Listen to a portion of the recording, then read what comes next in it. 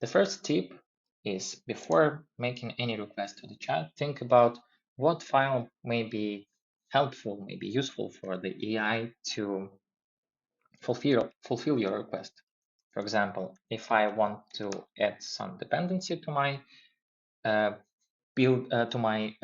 project where I have Gradle configured, definitely having build Gradle file in the context will be useful.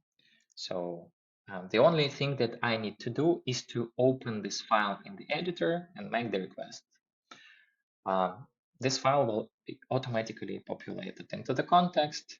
And in this case, I don't need to explain to the chat that I'm working with Gradle, I have the following dependencies declared, etc.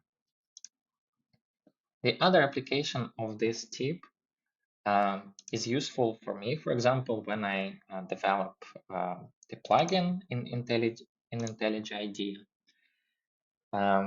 And I don't want to explain each time when I make request that I'm working with the IntelliJ IDEA plugin. Please use the following API. The only thing that I need to do is to open the plugin XML file, which is the main file for IntelliJ plugins, and ask something in the chat. For example, how to show notifications. In this case, I don't need to add additional explanations that I want the implementation for IntelliJ plugin. Okay, let's go to the tip number 2. Everything I showed to you before, you may do without even opening the file.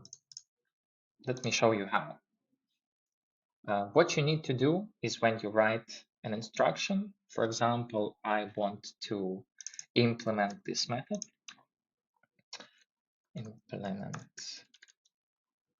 That's right, implement missing method. And if I want build Gradle to be added to the context, the only thing that I need to do is to add the file name without extension to the instruction. Okay, let's see how it works. Yeah, you can see that it correctly implements the method first.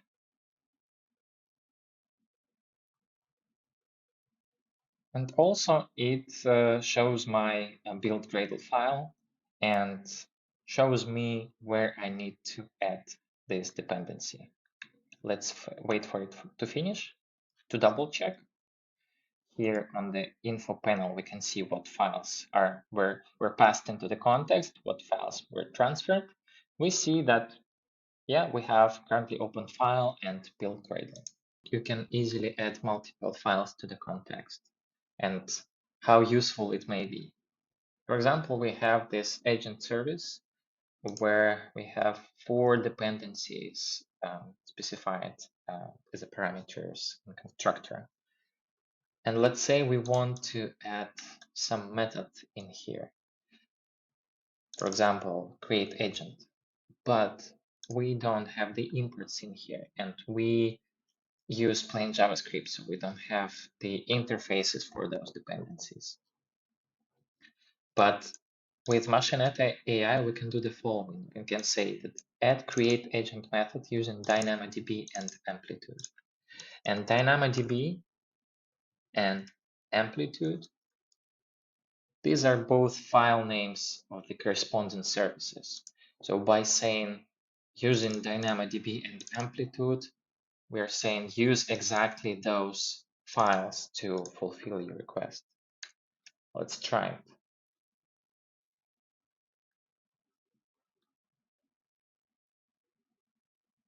As you can see, it uses the class name of the service for DynamoDB, the same for Amplitude.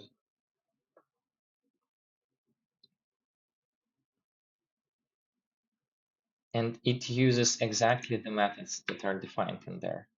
Put item in DynamoDB service and send method in Amplitude service. Let's wait for it to finish. Now when it's finished, we can go to the information section and see what files were transferred and what files were added to the context.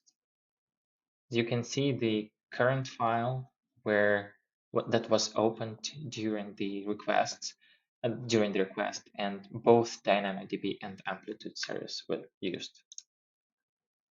In the version 44 of the plugin, we implemented the memory section, where you can add some instructions that are project specific. For example, if you want your tests to be written with AssertJ, let's say I will write use AssertJ when implementing tests, and this instruction will be attached to all the requests that you're making in your project. This might be also useful for the cases when you want to add some specific files to the context. We can write for test examples, use some service, for example, student service, and student service test, right? And those files will be automatically populated into the context. I want to show you how useful the search functionality of Machinet AI Chat may be. So let's say we have this class, chat history state, and we have a method, clear, and we want to find where this method is executed. And when we try search, it gives us nothing because it's pretty hard to find a method with such a generic name on a medium-sized or large projects. So let's ask chat where history state clear method is executed, and see what happens. Having the access to the context gives us a lots of possibilities. As you can see, chat correctly responds that this method is executed in chat data service and indirectly in chat action.